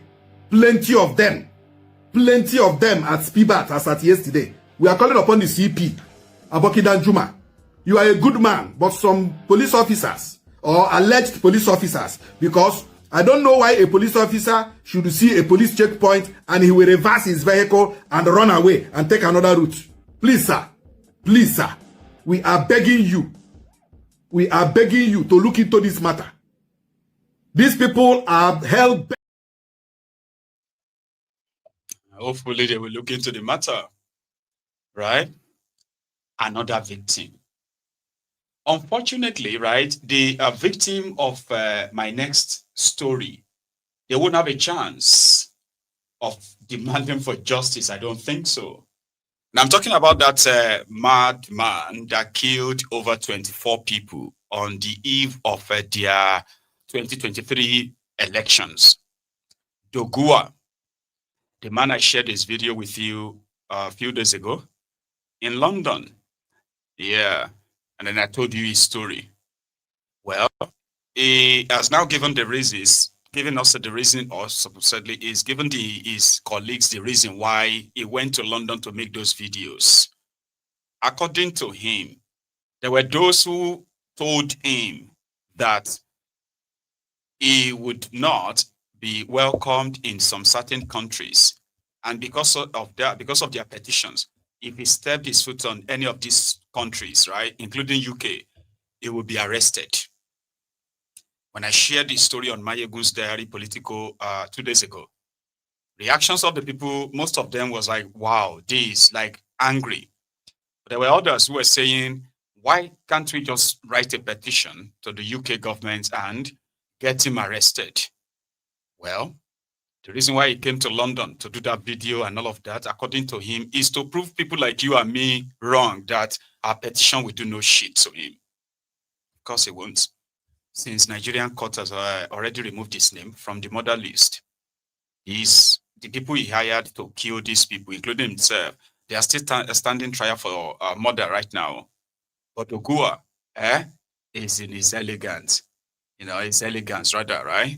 With, according to him, with his 10 wives and 30 children.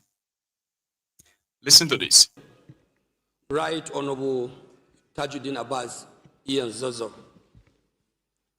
Mr. Speaker, honorable members, I rise by name as Honorable Alhassan Ado Dogua, representing the good, the bad, and the ugly people of Dogua Tudunwada Federal Constituency in this respected assembly.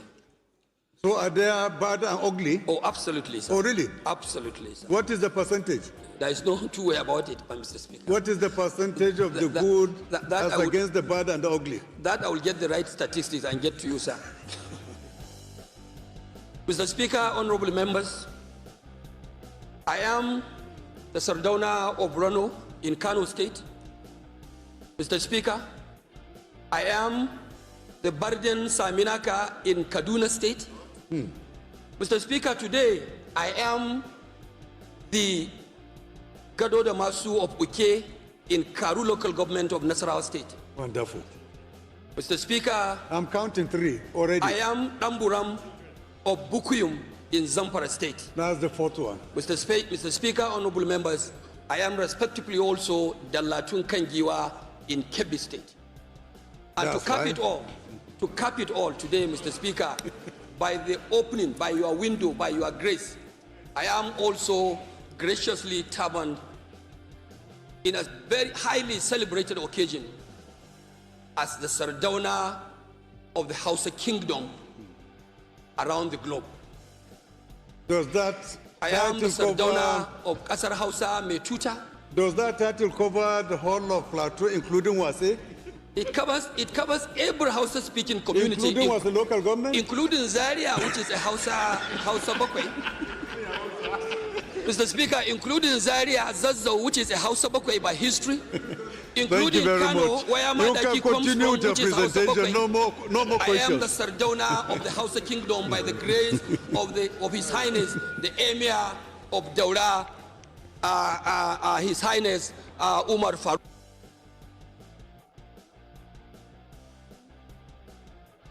Come this way because I want to actually assert my traditional authority and to let people know that I am a man of integrity. Mr. Speaker, honorable members, I thank you for giving me this opportunity. My attention, and I've realized my attention has also been drawn to a very viral video that went so viral in the Nigeria's media space. Mr. Speaker, this video, of course, to those who may not know the reasons behind it, sounded and appeared to be very strange. Mr. Speaker, I think I'm under moral obligation. I'm also under moral responsibility as a member of this great institution to provide some clarifications. Mr. Speaker, honorable members, I was in United Kingdom, London specifically, on an official assignment. I went to London, Mr. Speaker, along with some relevant government agencies on advocate to global oil operators to come and invest in Nigeria. It was a campaign outing on behalf of the Nigerian government. And I want to report to this House that the campaign was quite successful. We have been able to convince foreign and global investors that Nigeria is a safe haven for investment in the oil and gas sector. Mr. Speaker, most of the concerns investors had was that we have issues of legislation today, legislation tomorrow. And we were able to address them to understand that our legislation will always be in the national interest. And our legislation will be covered most especially in the oil and gas sector by the almighty PIA, the Petroleum Industry Bill, Mr. Speaker, at the end of our official engagement, I decided to take it off onto a lighter mood. But beyond a lighter mood, Mr. Speaker, it was an action that was born out of a point of responsibility and protecting of my own political experience and my political position as a politician from my state. Mr. Speaker, I want to say on record that you all know that during the last elections, I came through a lot of stories, controversies, which were completely addressed through court processes. Today, I am bold to say that I don't stand any allegation of any case against anyone of whatever sort in any of the courts we have in Nigeria. I have my judgments right from the magistrate court to the state high court to a federal high court in Kano and to a federal high court in Abuja here and to the appeal court. I'm as clean as every Nigerian.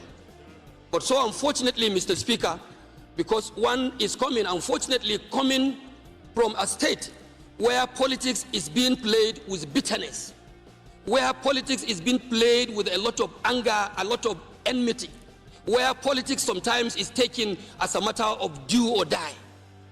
Some people, and some of them in authority, public offices, went and conspired with some group of unprofessional lawyers in my state, only to carry petitions, Mr. Speaker, carried petitions to all of the foreign agencies, all foreign embassies in Nigeria, placing me in bad light and requesting foreign embassies in Nigeria not to allow me entry into their countries, not to allow me go on official assignment, not to allow me go even on holidays. They took this petition to all of the foreign agencies. Mr. Speaker, this is sad. If beyond local politics, someone will get out of his way to take a petition only to tarnish my image, my innocent image, to foreign embassies. Mr. Speaker, you can all understand from the disposition I was coming from. It was so bogged, it was so bored, and I was also touched. So in my own understanding, Mr. Speaker, and of course, as someone who has the experience of communication, I want to say without overemphasis that I am a graduate of mass communications with a first-class degree, and I also have a master's degree in public relations. And with this background, Nigerian people and my colleagues here should know I can have my own way, strategy, or approach to send signals. And it was for this reason, Mr. Speaker, when I had the opportunity to travel to Dubai, United Arab Emirates, only last week, I sent some signals. When I now got this opportunity to travel to United Kingdom, in London, of course, I was in London not for the first time. I have been in London for over 10, 15 times. I can remember only last 2 years I was in London with His Excellency, the former Deputy Speaker. I was in London with him. I can also remember 2-3 years back, I was also in London, and I jammed my former Deputy Speaker, Rabiu Konkoso. I met with him in London airport. He saw me. But this one became special, Mr. Speaker, because I had to give it back to my detractors. I wanted to do it in such a sarcastic way to let them know, oh, here is Ado Dogwa in London. Here is Ado Dogwa who has succeeded in beating down his detractors, no matter how high they would want to beat. And Mr. Speaker, I want to say without any fear of contradiction, that out of moral conviction and out of attempt to actually defend the integrity of myself and this institution, and also the integrity of my family, I have decided to take this matter to court for this attempt, even for the attempt, mere attempt to indict or to malign my name in the face of the world. This is something that is unacceptable. I know those who are behind it. I have their names. Some of them are lawyers, and I will take them up with the relevant agencies of lawyers that are in charge of discipline on professional. Àmọ́ ọ̀rọ̀ tẹ́ gbé kalẹ̀ yìí ó dàbí ọ̀rọ̀ ẹni tí ọpọlọ rẹ̀ yòrò tàbí ẹni tí Ọlọ́run fi síbi aláṣà àwọn ọpọlọ rẹ̀ bí ọpọlọ ikú. Ó jọ má bẹ́ẹ̀ tọpọlọ rẹ̀ ò tó nǹkan rárá tàbí ètò wà ń bẹ kó má tiẹ̀ wúlò má rárá. You get? So, Adodogua, that was him telling us or explaining to us why he had to embark on that trip. And of course, he's right. They removed his name because the people he hired said, no, he didn't hire them. No, he didn't. He was not the one who sent them.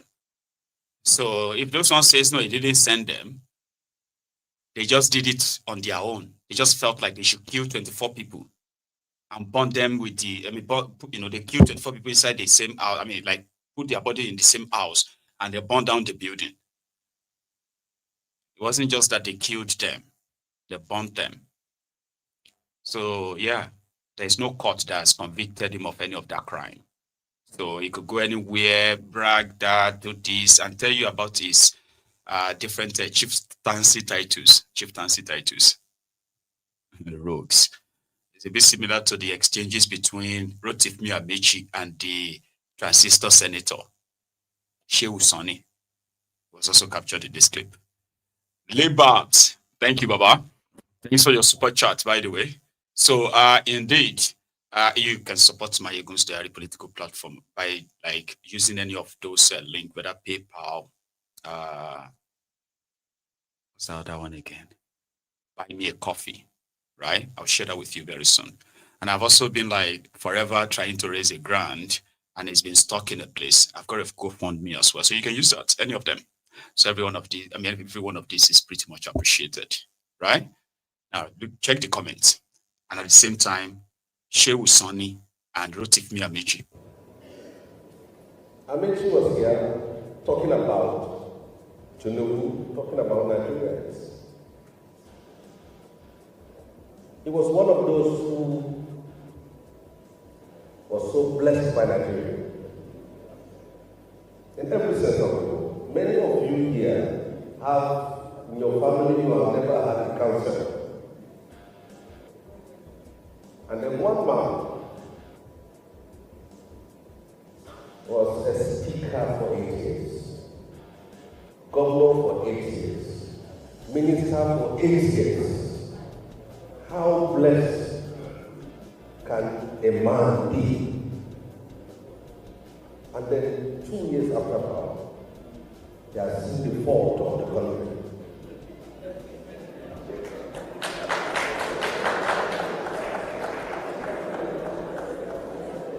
If you can attack the government, can attack the system, you have that innocence and that stale history of never being in government. You have the right. You have never been a councillor, you have never been a local government chairman, you have never been anything. You are just a Nigerian at the receiving end of the failure of governance. You have the right to speak. But if you can sit down here and say we should not look at the messenger, only the message, then you know that one day Tinubu will be out of power and he will stand before you here and talk about the needs of the country. And you should not talk of the masses. When people have position of authority and power and they fail to deliver, their communication with the masses and the people should be that of public apology.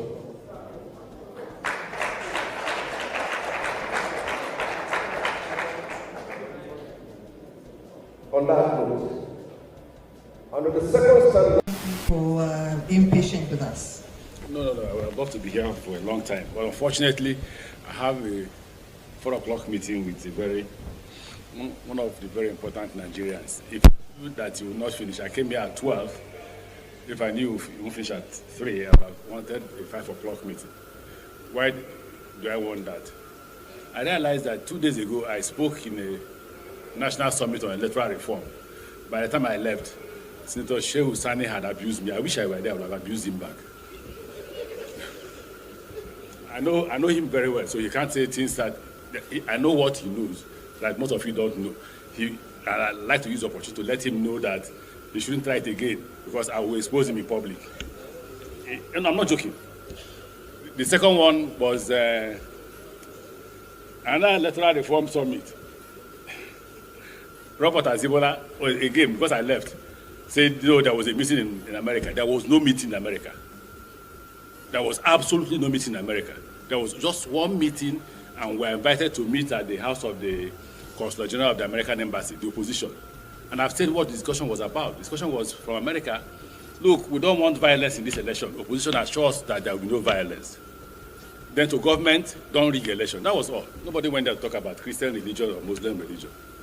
But anyway, that's not part of why we are here. If there is somebody who is confused amongst you, I am. I'm extremely confused.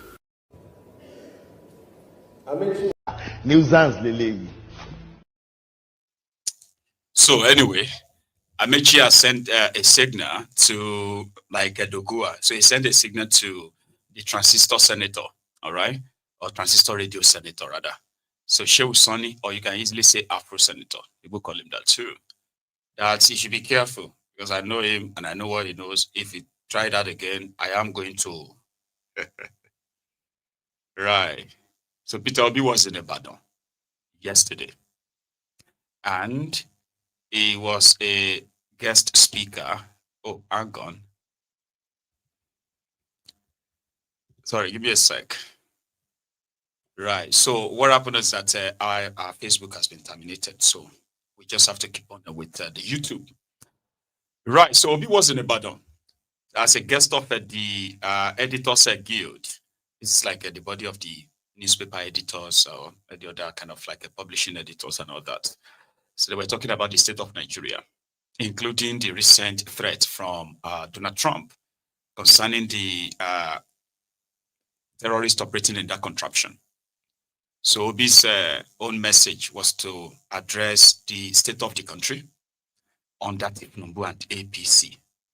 That prompted the country like the United States President Donald Trump to call Nigeria a now disgraced country. Is Nigeria a now disgraced country? From Obi's point of view, please watch this. The budget of that place is about 10% of the budget of National Assembly Clinic. It's the number one hospital. If you look at the 2024 budget, the National Assembly Clinic has about 15 billion. Your 6 biggest teaching hospitals, Ibadan, University of Ibadan, Soka, University of Lagos, University of Maiduguri, Ilorin and Jos put together is not up to that. Yes, bus station in the 4th geopolitical zone for 142 billion, where you don't have a primary health care in all those regions, that is 60% is unfunctional. Mothers can go to hospital and give birth and their life. And we're building bus station. Which bus? Is it government upon work of government to build bus stations? So we can go on and on, but my dear people, I wish you people well in your discussion. But please, know that we have a content. We need to deal with this country. We need to ask a question like that. Where is the savings of the subsidy? Where are the gains of it?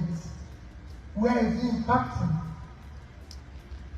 Despite the fact that we remove subsidy, we borrowed more money. And all these borrowing, like I asked a few days ago, and they said I'm not advising the young ones very well. Go and check the Euro bonds we're issuing now. They are 1948, 1949, 1951, 1952. I'm definitely sure people like me will not be there. It's our children that will pay it. And so what are we investing that they will use to pay it when they mature? Nothing. Because we are eating that money. This is time for everybody to learn. Finally, please, we are in a democratic dispensation. You have to learn the voice of opposition. I'm happy, I must thank you people for inviting us, because we were never invited. So it is the first time, so I must thank you people for the opposition. They even say hello. I was surprised when I saw the invitation. I said, opposition invited. Maybe. But when they told me where you were doing the opening, I said, I won't go there. But they said there's another place. I told you, I can tell you what I'm talking about, and said I won't go there because now that they brought it to where people like us can come, we come.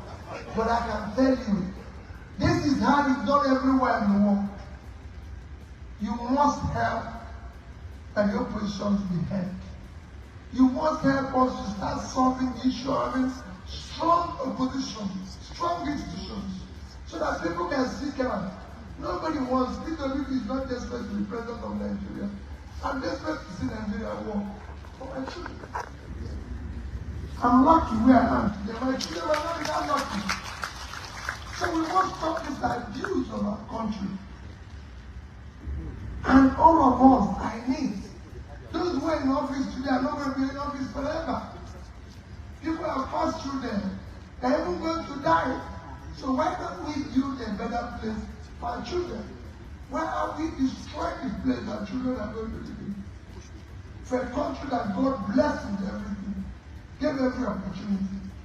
So help the opposition, help the voice, help the parties.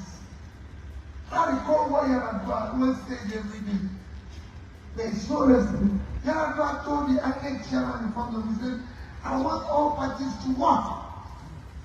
I don't like all these things that we say parties have problems. Now we have situations where people are happy that other parties are having problems. How can you be happy that other people are not well in a system where everybody is supposed to be well? My dear people, let us fight their duty. It will take his revenge on our children. God bless you. Thank you so much for that. Please your indulgence to hold on for a second or two because we'd like to take one or two questions, if you don't mind. So if you have a question, we'll just take one or two questions quickly before we go on to our first major paper of the day. Okay. You see, I am a lady, and never mind those who say that there are no ladies in journalism. I insist that there are ladies in journalism. So we're going to balance this. One lady and one gentleman. Okay? Brasileiro, I think you better make a choice here. I don't want to be biased. Okay. I want a lady to ask the question first. The lady that wants it more, stand up. We'll get to that part. So that was Obidia still like pointing out the infiltration of the opposition party, things that makes Nigeria, of course, almost a failed country. Not like that. You didn't say it that way, right? So they were asking him questions as well, especially about their 2027, right? So his position, that's the part we're going to get to now before we wrap it up. Here. Whether you feel let down by the media, because I feel that the media has given you quite a lot of support. Do you feel that we're doing a fair, are we providing fair coverage now of both the government and the opposition? Because you seem to be hinting that we're not quite hitting the mark.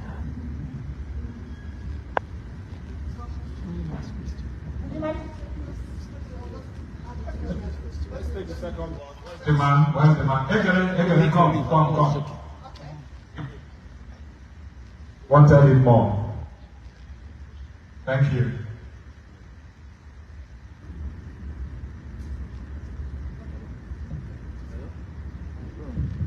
Okay. So it's about the removal of the subsidies. The president got praises from the World Bank and the IMF.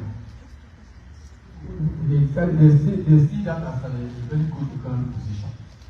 What is their take on that specifically, sir? No problem. I will extend it on what you What's said. more explanation on that, please? I think I will let you know more explanation. Let me start with him. My dear sister, I'm sure everybody, if there's one person who have benefited from the media, I'll count myself as one. Just like I keep telling people that there's one man who has benefited from the Nigerian judiciary, I'll count myself as one. I went to court when I was impeached. I went to court after my election without the 5 judges. They gave judgment in my favor. I went to court of appeal without meeting the judges. They gave judgment in my favor. I was removed and I went to Supreme Court for interpretation without knowing one Supreme Court judge, meeting them. Nobody can get that in Nigeria today. Let's be realistic. If it was today, in fact, they might even find me for coming to court. Without seeing them, I would have gone. So the same thing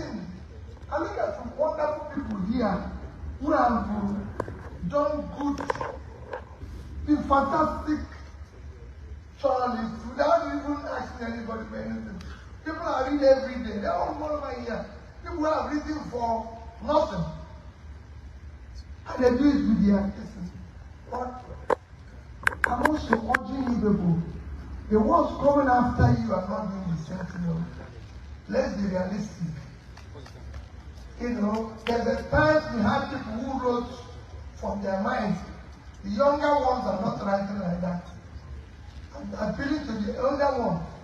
You need to, because it's beginning to change gradually where it's now turned into the same thing we are seeing in the judiciary everywhere. So it is important that we start reversing because it's critical. I'm not looking for people to write what will please Peter Obi. Just write for the country. Write for the future of our children. That makes all the difference and everything. Thank you. And further explanation on the issue which I said of subsidy.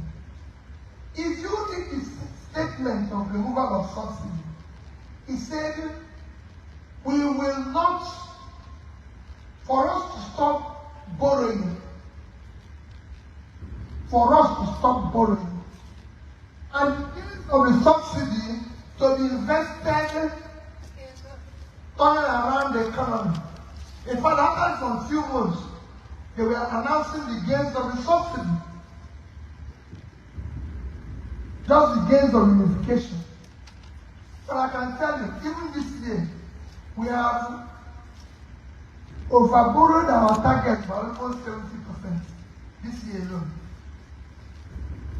Don't get me wrong, there's nothing wrong with borrowing. Any derivation want to emulate high debt. America is 124% of their GDP in debt. China is almost about 80% now. Any other country, Indonesia, everything has been. They were borrowed, but where is it being utilized? Where is the investment? What is happening to it? That is the critical thing that we need to do. Those savings, where is those savings? Why is it not impacting on our critical area of development, education, health, and pulling people out of poverty? Why is it not impacting? Because those savings and those borrowings, if they are managed properly, you will see a difference. This is a country people used to come, medical tourism to Ibadan, to everyone. Nobody comes here. I just gave you an example of a clinic, of a hospital that you can attend to here in Abuja. And I can go on and tell you other things. No, no, you can. Man, I don't know. I'm having like a sore throat. Crazy. You know, he's right. Tinubu has scammed you, unfortunately. However, you know, sorry, one sec. Yeah, I was like, so Tinubu has scammed you. Right now, most of their fake stats statistics that they have been releasing, right? It's almost around the time that the Kasla will burst.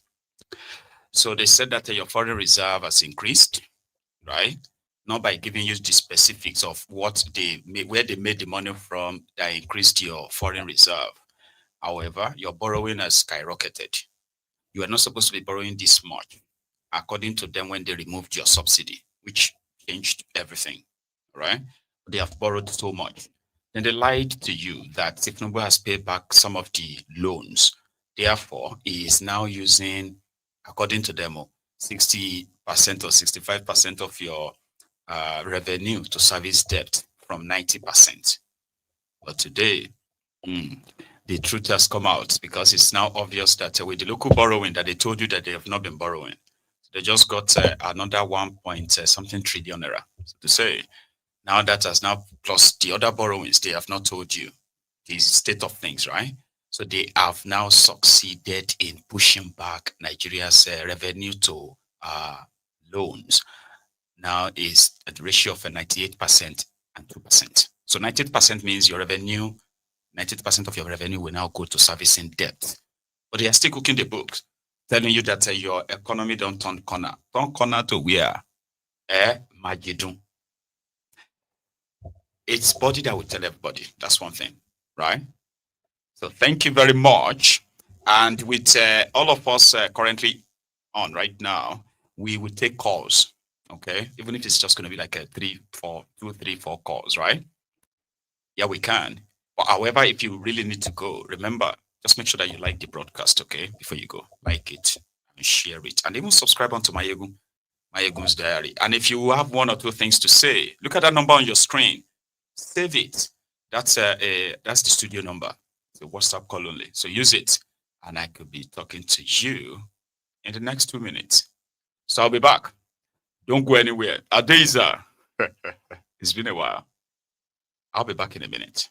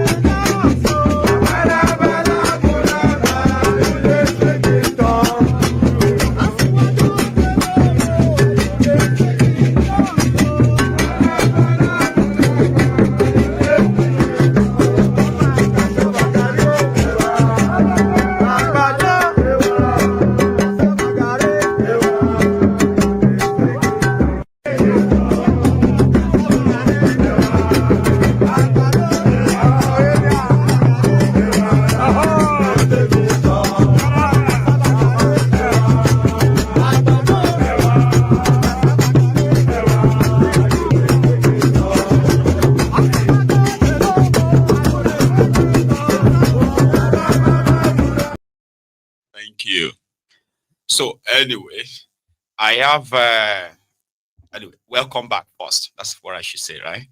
So thank you very much for still being on. Okay. So somehow it seemed that the line is not lining tonight, fortunately. So we would probably have to wrap it up.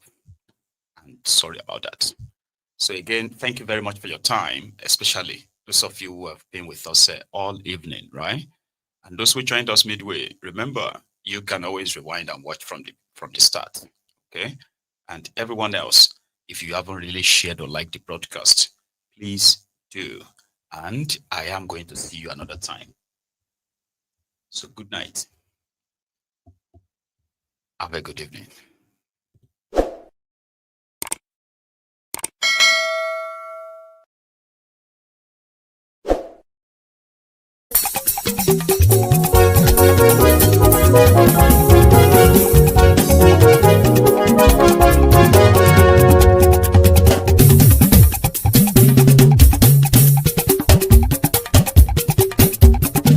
Mayegun làwa mọ̀ la mọ̀ tó dòdòdò. Mayegun Diary, Mayegun number one. Mayegun làwa mọ̀ la mọ̀ tó dòdòdò. Mayegun Diary.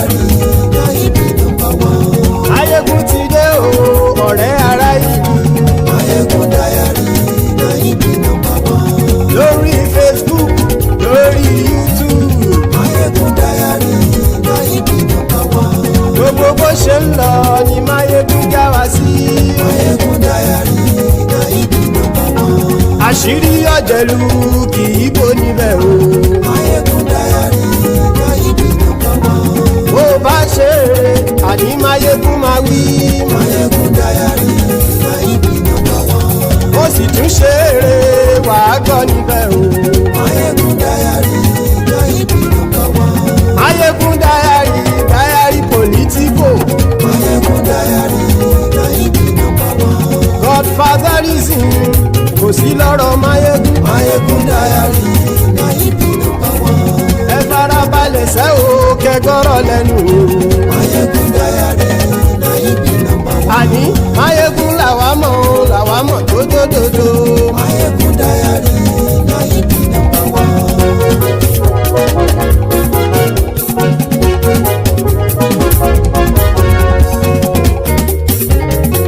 Àní ẹ̀sùn ràkì. Máyégún ti dé. Máyégún ti dé. Ọ̀jẹ̀lú ẹ̀sùn ràkì. Máyégún ti dé. Àní ẹ̀sùn ràkì. Máyégún ti dé. Lórí Facebook. Máyégún ti dé. Àní ẹ̀sùn ràkì. Máyégún ti dé. Lórí YouTube. Máyégún ti dé. Àní ẹ̀sùn ràkì. Máyégún ti dé. Bọ́ bàbá gbé wúrẹ́. Máyégún máa wí. Àní ẹ̀sùn ràkì. Máyégún ti dé. Ijó ìgbádìyẹ. Máyégún máa wí. Àní ẹ̀sùn ràkì. Máyégún ti dé. Bí pẹ̀sìdó bá rúfin o. Máyégún máa wí. Àní ẹ̀sùn ràkì. Máyégún ti dé. Bí gómìnà kówó jẹ. Máyégún máa wí. Àní ẹ̀sùn ràkì. Máyégún ti dé. Ọlọ́pàá ti ń darí bá. Máyégún máa wí. Àní ẹ̀sùn ràkì. Máyégún ti dé. Aṣòfin tí ń rúfin o. Máyégún máa wí. Àní ẹ̀sùn ràkì. Máyégún ti dé. Òpùrọ́ olóṣèlú. Máyégún máa wí. Àní ẹ̀sùn ràkì. Máyégún ti dé. Ọ̀jẹ̀lú ẹ̀sùn ràkì. Máyégún ti dé. Àní ẹ̀sùn ràkì. Máyégún ti dé.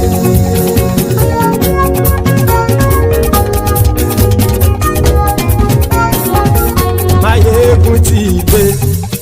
Gbogbo ọ̀jẹ̀lú ẹ̀sùn ràkì. Máyégún ti dé. Gbogbo ọ̀jẹ̀lú ẹ̀sùn ràkì. Ṣùgbọ́n ní bá ti ṣe èyí tó yẹ kí wọ́n ṣe, ọmọ bá dèrò ní fi wọ́n níran o. Máyégún ti dé.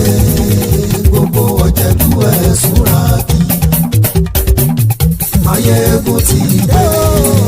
Gbogbo ọ̀jẹ̀lú ẹ̀sùn ràkì. Ṣùgbọ́n ní bá ti ṣe èyí tó yẹ kí wọ́n ṣe, ọmọ bá dèrò ní fi wọ́n níran. Wọ́n fowó bẹ́ẹ̀ o. Máyégún ó sọ pé wọ́n ò bẹ́ẹ̀. Wọ́n fowó bẹ́ẹ̀. Máyégún ó sọ pé wọ́n ò bẹ́ẹ̀. Oníkanṣá ti ṣe èyí tó yẹ kí wọ́n ṣe fáwọn ará ìlú tó gbé wọn débẹ̀ o.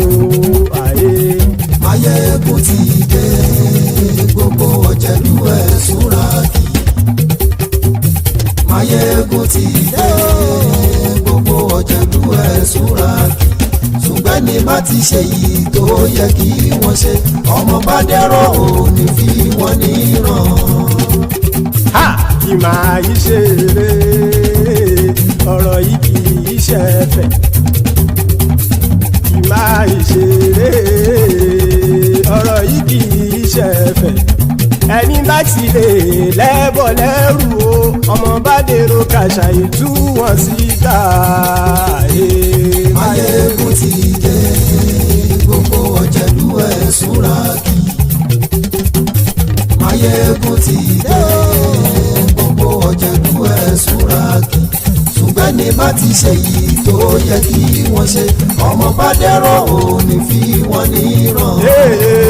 Tẹnitẹni ọmọ Máyégún ọ̀rẹ́ ara ìlú mọ̀mọ́ ni mo fọlọ́run ṣọ́ ẹ̀ bá kìlẹ́bù. Lóòótọ́ olódodo ìlú ọ̀tá ìlú mọ̀mọ́ ni ìwọ ṣá máa ń ṣọ́ra kò sì mọ́ bẹ̀rù. Bọ́tà ń lè rí bóníṣègùn lé káwọn mọ̀mọ́ fi ṣera wọn ni ó ti dẹrùn tí wọn ò gbọ́dọ̀ sì mọ́ bẹ̀. Èèpo ọ̀bọ lọmọ bá dérò tàjẹ́ ò gbọ́dọ̀ jẹ́, ó ti jọba lórí àbínú ẹni kò sì mọ́ fòyà. Àìsíwọ́lu ní ẹnìkẹ́ ìgbódì ẹyin lábàrá o, ó kó ẹni tó bá dán wò á kàmù. Máyégún ti dé gbogbo ọ̀jẹ̀lú ẹ̀ túnra kì. Máyégún ti dé gbogbo ọ̀jẹ̀lú ẹ̀ túnra kì o. Ẹ̀yin bá ti ṣe yìí tó yẹ kí wọ́n ṣe ọmọ Bádérò òní fi wọ́n níran o.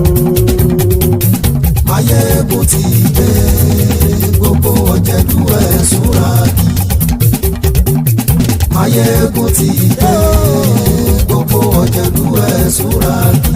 Ṣùgbọ́n ní bá ti ṣe yìí tó yẹ kí wọ́n ṣe ọmọ Bádérò òní fi wọ́n níran.